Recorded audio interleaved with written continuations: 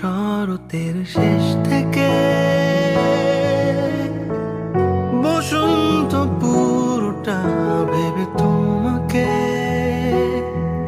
কেটে যাবে যদি মন থেকে